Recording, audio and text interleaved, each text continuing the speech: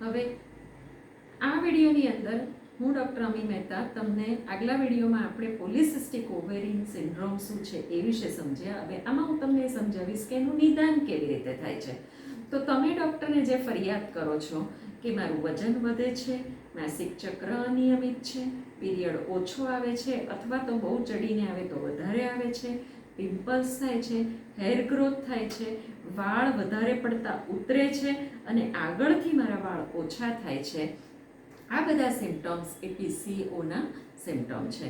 જ્યારે તમે રિપ્રોડક્ટિવ એજમાં છો, તમારા મેરેજ થઈ ગયા છે, એ પછીના તમારા જે સિમ્ટમ્સ છે એ આ પ્રકારે હોય કે અમે પ્રેગ્નન્સી રાખવાનો ટ્રાય કરી રહ્યા છીએ પણ મને બાળક રહેવામાં વાર લાગે છે. એટલે કે કેટલાક સંજોગોમાં 30-40% બહેનોમાં ઇન્ફર્ટિલિટી એટલે પ્રેગ્નન્સી રહેવામાં વાર લાગે.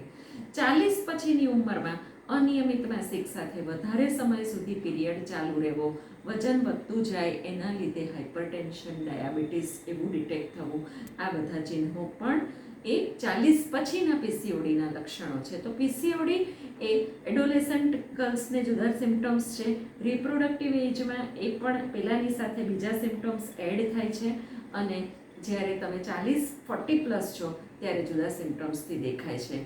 યંગ ગર્લ્સની અંદર અને રિપ્રોડક્ટિવ એજમાં એના નિદાન માટે પીરિયડના ત્રીજે દિવસે હોર્મોન્સના રિપોર્ટ કરવામાં આવે છે, જેવા કે FSH, LH, TSH, પ્રોલેક્ટિન, ટેસ્ટોસ્ટિરોન. આ બધા રિપોર્ટ દ્વારા આપણને ખ્યાલ આવે છે. તે ઉપરાંત હાઇટ, વેઇટ, વેસ્ટ સર્કમ્ફરન્સ, એના ઉપરથી બોડી માસ ઇન્ડેક્સ જોવામાં આવે છે અને બોડી માસ ઇન્ડેક્સ 22.9 કરતાં વધુ હોય તો એ ઓવરવેટમાં જાય અને 25 કરતાં વધુ હોય તો એ ઓબેસિટીમાં જાય.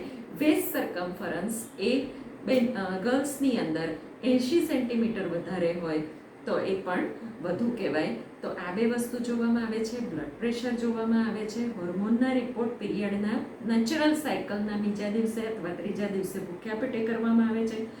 હોર્મોનના રિપોર્ટ ઉપરાંત શુગરનો રિપોર્ટ, લિપિડના રિપોર્ટ એ પણ સાથે સાથે હિમોગ્લોબિનને પણ કરવામાં આવે છે. અને ત્યાર પછી જો જરૂર હોય તો ડૉક્ટર તમારો સોનોગ્રાફી કરે છે, જેની અંદર ગર્ભાશય અને બંને અંડકોષને જોઈ અને નક્કી કરે છે. તો સિમ્ટમ્સ, કેમિકલ બ્લડ રિપોર્ટ અને અલ્ટ્રાસાઉન્ડ, આ ત્રણમાંથી કોઈ પણ બે વસ્તુ એ પોઝિટિવ હોય તે પછી જ પોલિસિસ્ટિક ઓવેરી એ સ્ટેમ્પ થાય છે. કારણ કે જ્યારે દીકરીઓ શરૂઆતમાં મેન્સ્ટ્રુઅલ સાયકલ આવતી હોય છે ત્યારે 1 થી 3 વર્ષના સમયગાળામાં કુદરતી રીતે પણ માસિક ચક્ર અનિયમિત હોય છે અને કુદરતી રીતે ઓવરી નાના નાના બીજથી ભરેલી હોય છે. એટલે સીધા તમારી જાતે સમજીને પોલિસિસ્ટિક ઓવરીના ડાયગ્નોસિસ ઉપર જવાનું નથી.